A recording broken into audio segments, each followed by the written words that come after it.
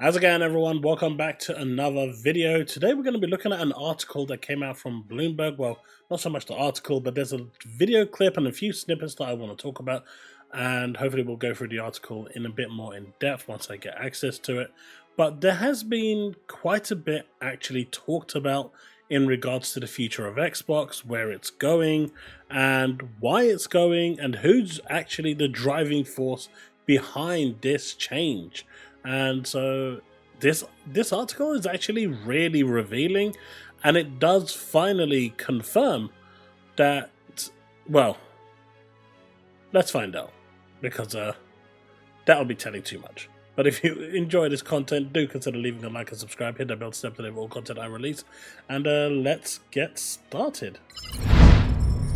So we're looking at this first one here, Future of Xbox. Sarah Bond aims to expand beyond consoles into mobile, handhelds, and next generation gaming, leveraging her experience from T-Mobile to enhance Xbox and Game Pass. What do you think of Xbox's future?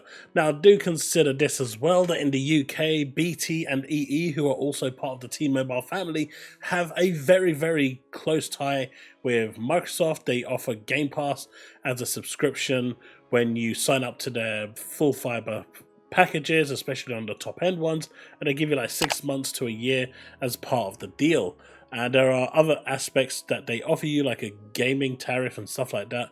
So this kind of now makes a lot more sense as to why BTEE actually decided to start offering this. I was kind of curious, but it seems like Sarah Bond's actual position is being leveraged here with her relationship with T-Mobile in order to make this happen. But let's just have a quick listen to what's happening here and see what's actually being said, and let's break it down. This is a deep dive into Sarah Bond, a relative outsider, but now in what's a massive gaming company, or ARM. She's really important. What is she trying to do? And before it even goes anywhere ahead, the title of this is Xbox's president lays the groundwork for the next console. So there is a next console. Anyone that wants to BS you about and say that there isn't, a next one is coming. Just what it will be is the question. Sarah Bond is trying to move the Xbox business beyond the Xbox console. Head of Microsoft Gaming Phil Spencer says that they've been selling consoles to the same 200 million global households, and they really want Xbox to mean more than the plastic box in your living room. Sarah Bond's Now, to collaborate this, Wall Street Journal did a video which I've covered. Go check it out. It's really good. And they clearly showed you between Sony and Microsoft, the actual numbers haven't changed.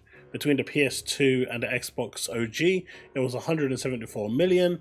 PS3 and Xbox 360 was 172 million. And between the PS4 and the Xbox One, it was 174 million. The only thing changing here is the sliders in who's dominating who. During the PS2 days, obviously Sony had 155 million, OG Xbox had 20 million. The 360 days, they had about 85 million each. And down to the PS4 and the Xbox One, Sony again had like 120 million, and Xbox has something like 60 million, I believe.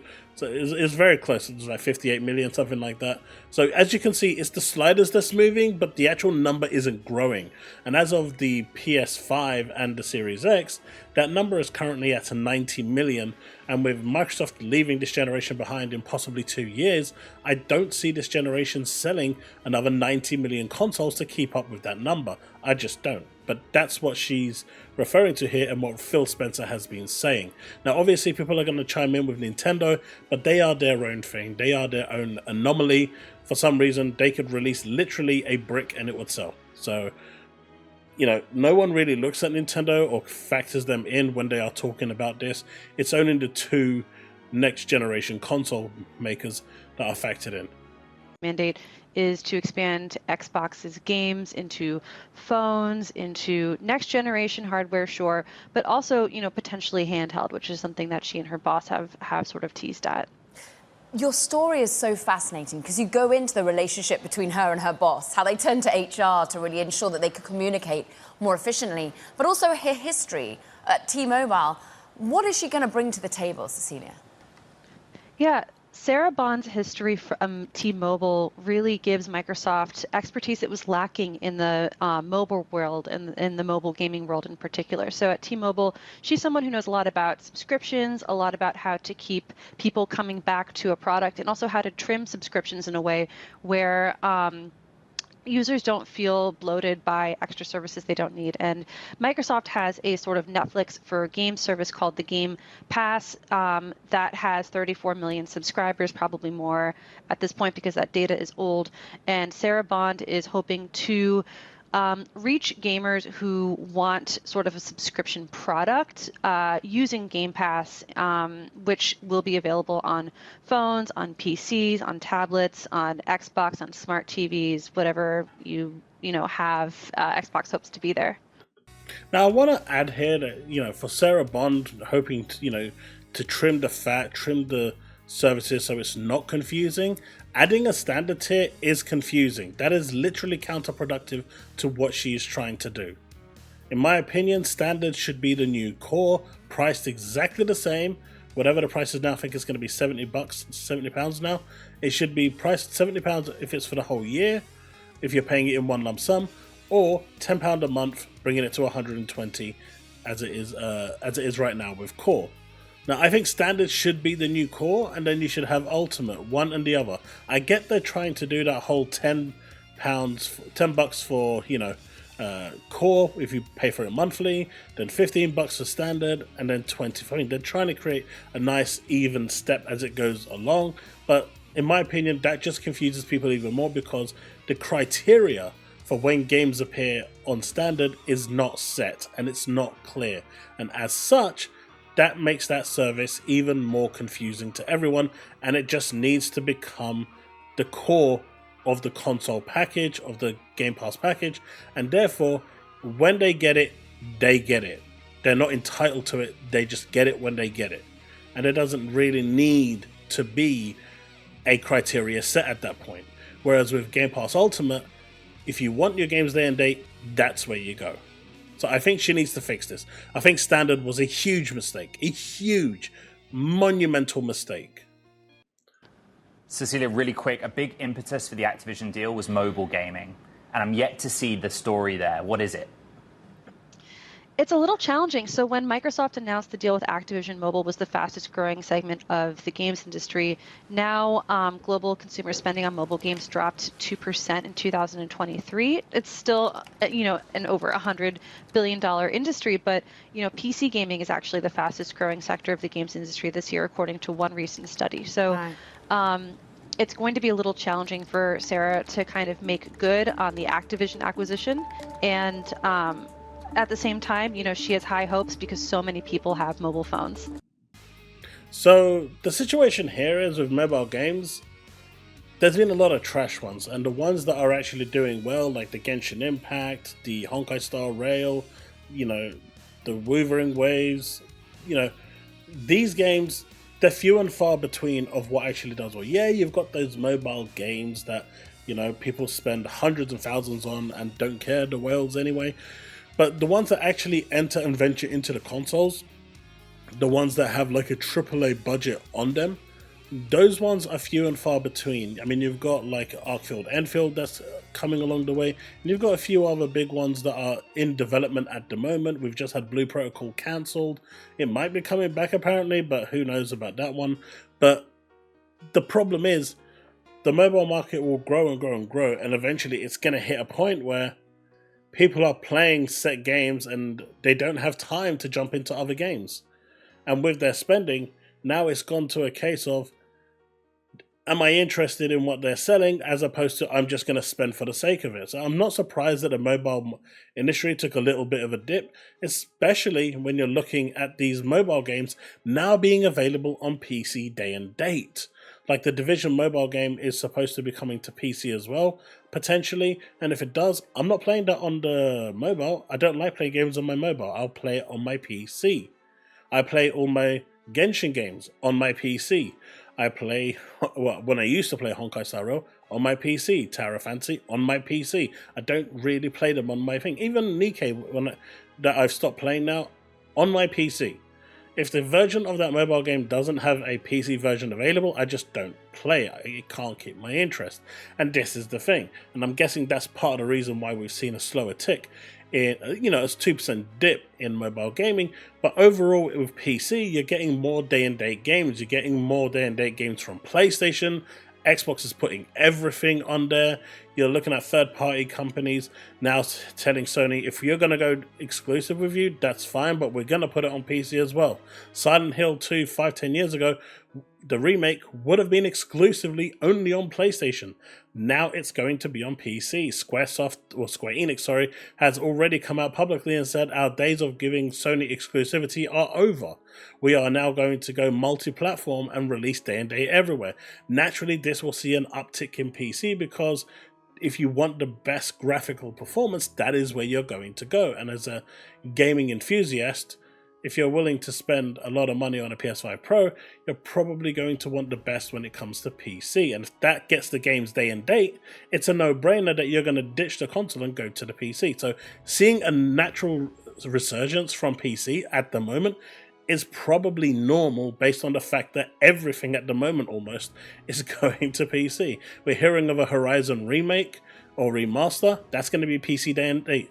We're hearing of a Days Gone remaster, that's going to be PC day and date. Until Dawn remaster, PC day and date. Can you see where I'm going with this? So by the time the new God of War comes along or the new Last of Us comes along, I can see them being day and date on PC because companies now want to maximize their profits. And it's just a thing. Now, if we look over here, it says, if they've made it this far, read the Bloomberg Sarah Bond article, it would be rather odd if Xbox didn't have a handheld in the next generation.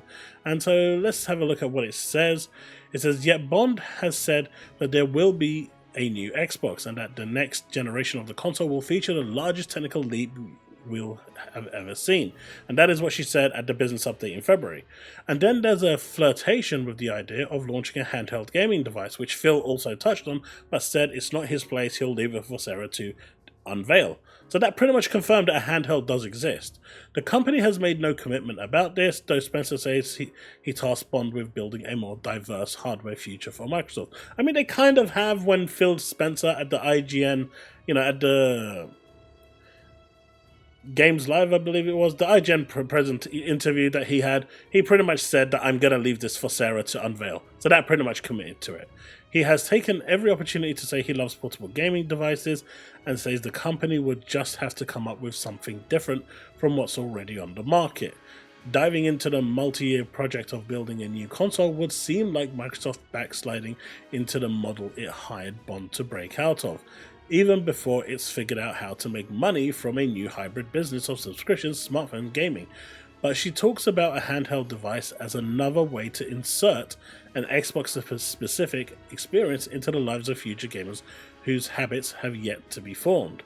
For Xbox to succeed, she says, it has to meet gamers wherever they are. I want people to think no matter who you are, you can come to Xbox and find the game, she says. It's for you. And that is kind of Xbox's motto now. If you want a game on your mobile through the cloud, we've got you covered. You want a game on your tablet through the cloud, we got you covered. On your Chromebook, we got you covered. On your PC, native or cloud, we got you covered. Console, native or cloud, we've got you covered. They want to be everywhere, and they want to give you all an opportunity to play Xbox wherever you want to. And honestly, as someone who doesn't always get to sit in front of a TV to play games, to me this has really, really benefited my gaming habits a lot. We also have this over here, a fun little anecdote from Dina Bass, Bloomberg profile of Xbox Sarah Bond. This is from the same article. And this kind of showed you a bit what the guy was talking about with the whole HR thing. At first, Sarah Bond Spencer personal styles clashed, and the two sought out Microsoft Human Resources Chief Kathleen Hogan for coaching, an unusual step that Hogan found admirable. Bond recalls Spencer and others at Microsoft telling her that her tendency to push the envelope and not let something go was new to them. So, I mean, that's good. Left her unsure of what She says she found that Spencer's communication style sometimes left her unsure of what he actually wanted from her. At one point, she stuck a post-it note to her computer with some advice about interacting with him. I'm not being paid to do what he says, it read. I'm being paid to do what he meant. Now, a lot of us have been saying that Phil, is a wordsmith. He says a lot of stuff without actually saying anything, and he's really good at this. But it's picking out the details in there that are important in order to figure out what he's trying to say and what he is actually saying. And I guess that's what she's referring to. This isn't just an outside of Microsoft thing. I guess he's like that inside as well, which doesn't, in my opinion, lead to great kind of leadership. In my opinion, as a leader, you kind of need to be straightforward, explain the vision, explain what you want, and tell people this is where we are going. I want, options, choices, results, whatever it is. But, I'm not being paid to do what he says. It read, I'm being paid to do what he meant is, a little weird, I have to say. And, well, I guess that's maybe something that Phil needs to fix. But we see this over here, and it's a complete breakdown of what was being said here. But I think the important part for me is this one here. It says, there's a difference between managing a network effect and maximizing the value of a single game, which is what PlayStation does. That meant taking the risk of undermining the company's existing business model, but, she says, if we don't do it, someone else is going to. And there you have it. So the Xbox console model is actively being undermined in order to try and push the brand in a different direction, where if you want a console game, we have you covered. But if you want a game on an Asus ROG or a Steam Deck or somewhere else to your liking, we've also got you covered. They're trying to get people out of that mindset where Xbox is not the only place to play Xbox games. And maybe that's why they're putting a few games onto PlayStation to kind of try and push and emphasize that point and make it kind of now become mainstream. Because that's clearly what this is saying here. That meant taking the risk of undermining the company's existing business model. And when you're looking at their social media, it says, you don't need an Xbox, buy a Fire Stick. That's undermining the existing business model. And they are doing this deliberately. This is deliberately happening. And this here, Bond is saying, is a deliberate action in order for them to try and emphasize and push the point that they are no longer a brand that focuses on the console only, even though they will focus on the console as well, but they are focusing on everything. They want Xbox everywhere to maximize revenue, maximize players. They've got 500 million MAUs at the moment, which is last we read. That's crazy, right? From the highest ever was 85 million consoles sold, which is 85 million MAUs, maybe 100 million if multiple people are using them. But let's go to 90 million. We're talking 500 million players now. That's on a whole new ball game, and that's what they want, because that maximizes software sales. And ultimately, they are a software giant.